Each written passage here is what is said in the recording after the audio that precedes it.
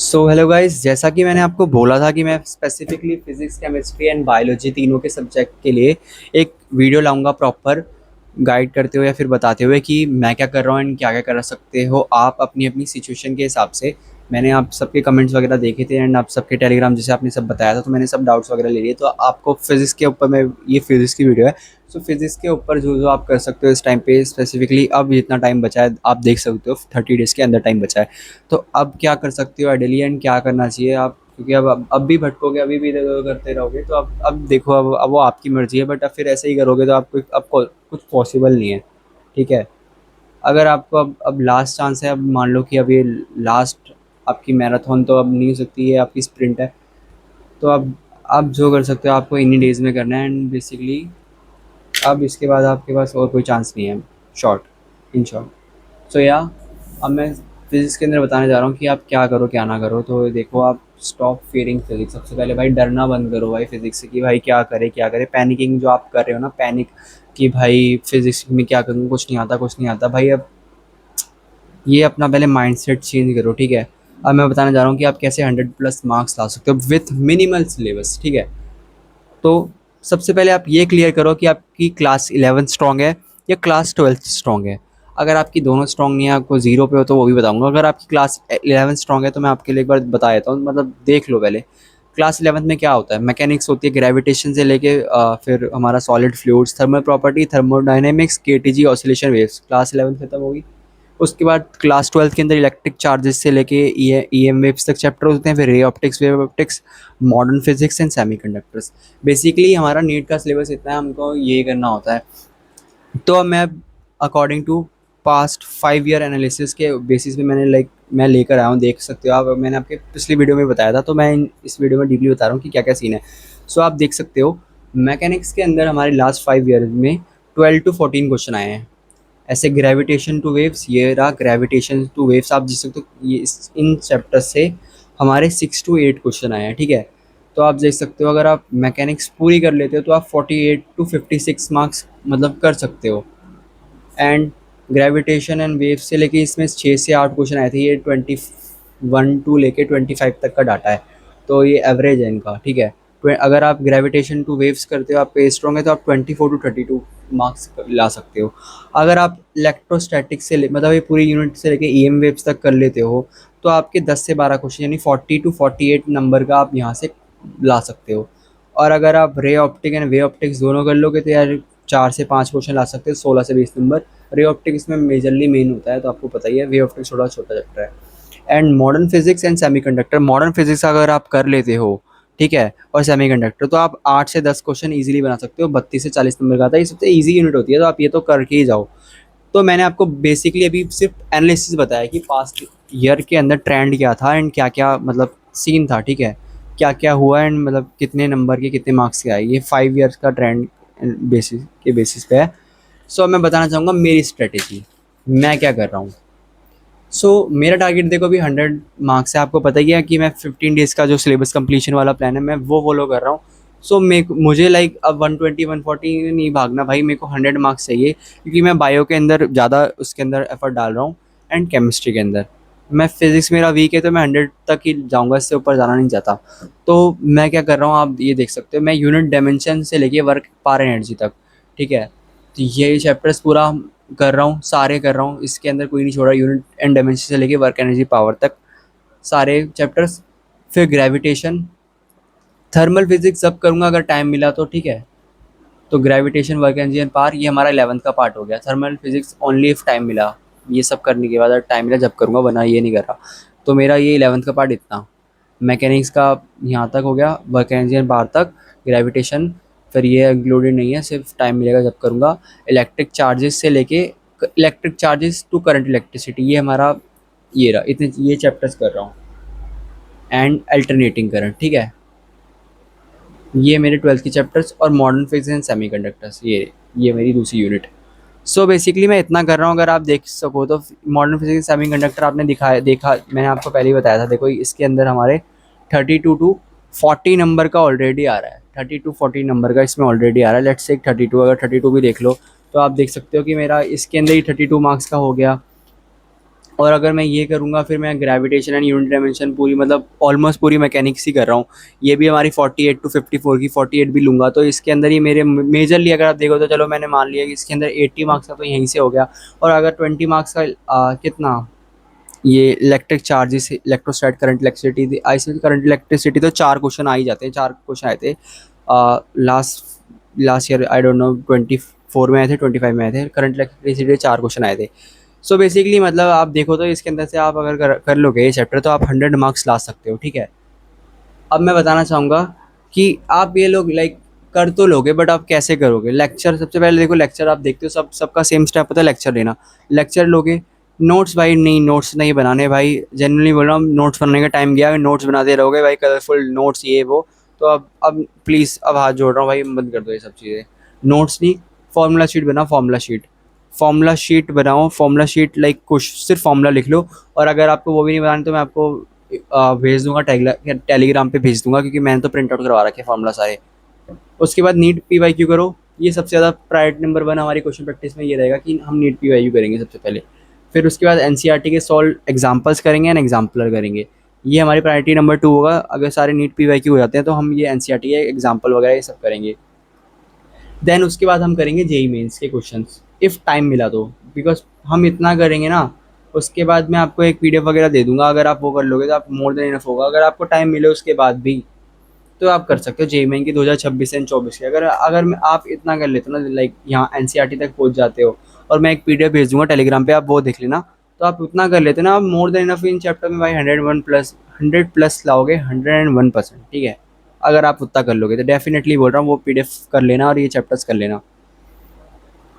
तो मैं ये बता रहा था कि 100+ मार्क्स कैसे आएंगे, सिर्फ सिलेबस करने से एक बार नहीं, डेफिनेटली नहीं, क्योंकि सिलेबस तो भाई बहुत सारे लोगों ने ऑलरेडी अब तक कंप्लीट कर चुके हैं भाई, वो लोग ऑलरेडी पूरे साल पढ़ते हुए हैं। तो क्या सिर्फ सिलेबस कंप्लीशन से होता है? नहीं, सिलेबस कंप्लीशन इंपॉर्टेंट है, बट उसके साथ चीज़ें क्या इंपॉर्टेंट होती है, रिवीजन। रिवीजन भाई सबसे ज़्यादा इंपॉर्टेंट भाई रिवीजन होती है। रिवीजन नहीं करोगे आप कितना, नीट एग्ज़ाम भाई आप देखो भाई, नीट एग्ज़ाम सबसे ज़्यादा क्या मतलब क्या मांगता, आप पहले ये नोटिस करो कि नीट एग्ज़ाम आपसे क्या मांग क्या रहा है। आप ये देखो, आप सिलेबस कंप्लीशन के बाद आपको उस टाइम पे जब उस एग्ज़ाम हॉल में बैठे हो तो आप कितनी चीज़ें आप याद कर पा रहे हो, कितनी जल्दी आप चीज़ें कर पा रहे हो, तो ये सब मैटर करता है। तो रिवीजन आपको ज़रूर करनी पड़ेगी भाई, रिवीजन करो। रिवीजन के लिए आप, मैंने आपको बताया कि नोट्स बनाने का टाइम नहीं है, अब रिवीजन के लिए आप क्या करो, फॉर्मूला शीट करो। नीट PYQ आपको जो बना रहे हो ना इस टाइम पे, जैसे आप ये चैप्टर कर रहे हो तो उस टाइम पे PYQs आप सॉल्व कर रहे हो, जो क्वेश्चन नहीं बन रहे उनको मार्क कर लो, ठीक है, उनको मार्क करो, उनको दोबारा करो, सुबह करा फिर उनको रात को दोबारा करो मार्क करके। उसके बाद NCERT के 16 एग्जाम्पल वगैरह ऐसा करो, ये करो भाई। इस NCERT के 16 एग्जाम्पल इन सबसे तो भाई डायरेक्ट क्वेश्चन उठते हैं, मैं सच बोल रहा हूँ, बहुत ज़्यादा भाई। आप देख लेना, मैं देख के बता रहा हूँ, मैं ऐसे हवा में बातें नहीं कर रहा, तो आप देख लेना खुद, इससे डायरेक्ट क्वेश्चन उठकर आता है, ऐसे डाटा भी चेंज नहीं होता कभी कभी। तो आप ये कर लोगे ना, लाइक ये कर लेना। रिवीजन भाई बहुत इंपॉर्टेंट है। आप जब इनको लाइक आप फॉर्मूला शीट से रिवाइज कर रहे होगे और आपने मार्क कर रखे होंगे ना, आप इनको ये मार्क वाले क्वेश्चन को दोबारा कर लेना, आपका काम बन जाएगा, आपको बार बार पूरा चैप्टर करने की जरूरत नहीं पड़ेगी। तो रिवीजन करना।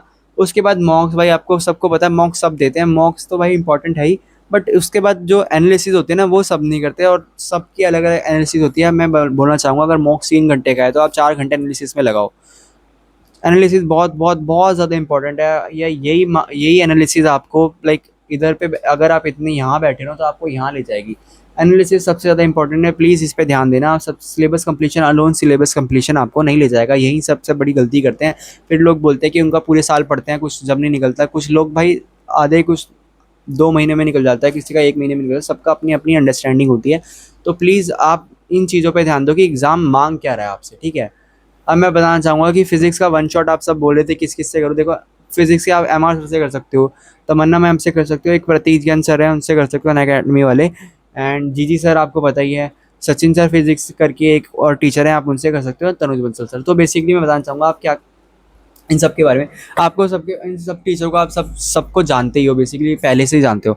तो MR सर से आप कर सकते हो, अगर आपको MR सर से समझ आता है, क्योंकि MR सर बहुत सारे क्वेश्चन प्रैक्टिस कराते हैं, आपको करना है तो आप इनसे कर सकते हो MR सर से। लेकिन आप MR सर के बहुत बड़े बड़े लेक्चर नहीं देख सकते, 8-8 घंटे के, 6-7 घंटे, इतना अब इतना टाइम नहीं है कि आप एक चैप्टर को इतना टाइम दो। तो आपको MR सर के कर सकते हो। अगर आपको कोई छोटे लेक्चर मिले यार 4 घंटे तक के, या फिर 4.5 मैक्स, इससे ऊपर मत जाना। अगर आपको मिले तो एमआर सर से कर सकते हो, वरना एमआर सर के शायद एक क्रैश कोर्स भी है पेडब्ल्यू पे, आप वो भी देख सकते हो कि आप उसमें अगर आपका हो पाए तो वो कर लेना। एंड तमन्ना मैम से मैं आपको ऑलरेडी रिकमेंड कर चुका हूँ, मैं तो खुद इनसे कर रहा हूँ। तमन्ना मैम की आपको वन शॉट इनसे ही कर लो, 3 आवर्स में अगर बड़ा चैप्टर है, 3 to 3.30 अगर बड़ा चैप्टर है, वरना 2.5 घंटे में आपका चैप्टर कंप्लीट करवाती है मैम। एंड सारे नीट पीवाई की मोस्टली कंप्लीट होते हैं, एनसीईआरटी के क्वेश्चन भी इंक्लूड होते हैं, जेईई मेन के सब रेलेवेंट क्वेश्चन इंक्लूड होते हैं, तो मतलब मैम करा रही हैं। प्रतीक जिन सर से मैंने पढ़ा नहीं है, तो आप उनको देख लेना, अगर आपको करना है तो इनसे कर सकते हो, ये भी वन शॉट आपको वही दे रहे हैं।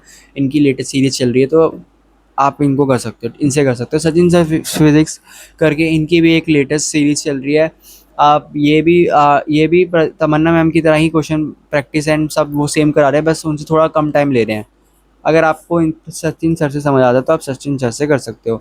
एंड तनुज बंसल सर का तो आपको पता ही है, बहुत से लोग बोलते हैं उनको तनुज बंसल सर से पढ़ना पसंद है, उन्होंने लास्ट ईयर भी पढ़ा था, तो आप उनसे दोबारा कर सकते हो, कोई प्रॉब्लम नहीं है। बस आप उन चीज़ों को दोबारा लाइक इतना डीपली मत घुसना कि आप पूरे लाइक पूरी मास्टरी कर रहे हो, ठीक है, क्योंकि आपको पता है कि एग्ज़ाम में मैंने आपको बताया कि सिलेबस कंप्लीशन ओनली नहीं मैटर करता, और भी चीज़ें मैटर करती हैं। अब मैं लास्ट बात करना चाहूँगा जीजी सर पे। आपको पता होगा जीजी सर की सीरीज चल रही है 50 इंपॉर्टेंट टॉपिक्स या 40, मेरे को याद नहीं है, तो आप वो कर सकते हो, क्योंकि जी सर ने उसमें बोला है कि 50 इंपॉर्टेंट टॉपिक्स, या तो उसमें बोला है कि 140 ला सकते हैं, डेफिनेटली ला सकते हैं आप। उस मैंने खुद उसको रीचेक करा है सारे टॉपिक्स को, कितने कितने क्वेश्चन आए कितने नहीं आए, डेफिनेटली 140 प्लस आप जेन्युइनली ला सकते हो। तो आप अगर आपको जी सर से समझ आता है, अगर आपको लगता है कि आप कर सकते हो और सारा आप बिल्कुल हैंडल कर पाओगे, आप 140 के लिए आप डेफिनेटली जा सकते हो। 140 to 100 मार्क्स आप ले ही आओगे अगर आप अच्छे से करो। तो मैं रिकमेंड करना चाहूँगा जीजी सर को आप, क्योंकि बहुत से लोग मुझे खुद रिकमेंड करे थे, मैंने उनका लेक्चर वगैरह देखे तो अच्छा पढ़ा रहे हैं। तो देखो आप जीजी सर से कर तो रहे हो, बट मैटर क्या करता है कि आप उसी क्वेश्चन प्रैक्टिस उन क्वेश्चन को दोबारा लगाओ, और आप दोबारा कितने उन कॉन्सेप्ट को समझ पा रहे हो, क्योंकि आप अगर पढ़ लोगे लेक्चर लेते रहोगे तो वो मैटर नहीं करता, ठीक है। तो क्वेश्चन प्रैक्टिस करो। वो सेलेक्टेड टॉपिक्स हैं, मैंने आपको ऑलरेडी बताया कि वो कितने ज़्यादा इंपॉर्टेंट हैं, एंड मैंने खुद चेक करे हैं, तो आप जी सर पे सच में कर सकते हो ट्रस्ट। एंड फार्मूला शीट अब मैंने आपको ऑलरेडी बोली कि फार्मूला शीट बनाओ, क्योंकि अब नोट्स करने का टाइम गया। सो या बेसिकली यही था, मैं फिज़िक्स का बताना चाहता हूँ क्या करना है क्या नहीं करना आपको ऑलरेडी। अब इसके बाद अब आप भटकोगे तो फिर आप कुछ कोई नहीं कर सकता। मैं जनरली बता चुका हूँ कितने मार्क्स का क्या आता है क्या नहीं आता, सब चीज़ बता चुका हूँ, वन शॉट बता दिए। अगर आपको इन सब चीज़ों इन टीचर्स की लाइक वन शॉट्स का लिंक चाहिए होगा, तो मैं डिस्क्रिप्शन में पिन कमेंट में भी दोनों में डाल दूंगा, आप देख लेना। और आपको अगर मेरा 15 डेज़ वाला प्लानर फॉलो करना है, तो आप मेरी लेटेस्ट लास्ट वीडियो देख सकते हो 15 डेज़ प्लानर वाली। एंड ये फिजिक्स की वीडियो थी, केमिस्ट्री की वीडियो जल्दी आएगी। केमिस्ट्री की वीडियो में भी बताऊंगा कि मैं ऑर्गेनिक इनऑर्गेनिक मतलब सब चीज़ों को बताऊंगा कैसे कर सकते हो, बिकॉज मैंने ऑर्गेनिक केमिस्ट्री में सिर्फ सागर बुलानी मतलब उनका ही नाम लिया बार बार, क्योंकि मेरे को वो बहुत जेनुअनली बहुत अच्छे लगे। सो और अगर केमिस्ट्री के अंदर भी 80 इंपॉर्टेंट टॉपिक्स समथिंग कुछ चाहिए, देखूंगा मैं अगर मिले, क्योंकि जी सर तो करा रहे हैं फिजिक्स का, तो केमिस्ट्री का भी मैं आपको देख के बताऊंगा जो मुझे अच्छा लगेगा एंड जो जेन्युइन होगा, ठीक है। तो यही फिजिक्स की वीडियो थी, एंड केमिस्ट्री की वीडियो भी जल्दी कल ही आ जाएगी। एंड या अभी रात के 3 बज रहे हैं ब्रो, मैं रिकॉर्ड कर रहा था सारे। मैं बताना चाहूँगा कि मेरा फेज़ 1 कंप्लीट हो चुका है, एंड फेज़ 2 था आज, या फेज़ 2 हमारा 2 अप्रैल से लेके 6 अप्रैल तक चलेगा। यही बताना था। मैंने वीडियो अपलोड नहीं कर पा रहा बिकॉज अब मेरे को इतना टाइम नहीं मिल रहा, क्योंकि पढ़ाई वगैरह आपको पता है कि मैं खुद एक एस्पिरेंट हूँ, मुझे भी पढ़ाई वगैरह खुद करनी होती है। उसके बाद में नीट एंड यूट्यूब मैनेज करना बहुत प्रॉब्लम होती है। मैं हर उस चीज़ का लाइक यूट्यूब पे कमेंट वगैरह ये सब इतना कर नहीं पाऊँगा। मैं यही बोलना चाह रहा था कि आपको अगर कुछ भी इश्यूज़ वगैरह कुछ भी हो, आपको लगे आपको मुझसे कुछ पूछना है, तो आप मुझे इंस्टा पे डीएम कर लेना, फॉलो कर लेना। एंड टेलीग्राम पे मैं डेली प्लानर रोज़ करता ही हूँ, भेजता ही हूँ, आप वो फॉलो कर सकते हो मेरा प्लानर। और टेलीग्राम पे जो जो मैं रिसोर्सेज फॉलो कर रहा हूँ मैं खुद भेज रहा हूँ, अगर मैं कोई मॉक भी दूंगा ना मैं वो भी भेजूँगा। तो आप डेफिनेटली आप मेरी स्ट्रेटेजी फॉलो कर सकते हो, क्योंकि आप मैंने बोला है मैं खुद करूँगा, तो आप मेरी कॉपी कर सकते हो उन चीज़ को, क्योंकि अगर आपको वर्क करेंगे आपके लिए, तो इससे बेटर कुछ है नहीं, ठीक है। सो या मैं यही बोला था, आप फिजिक्स के देख लेना, केमिस्ट्री कल आ जाएगी। सो या लेट्स हसल विथ निशान, बाय।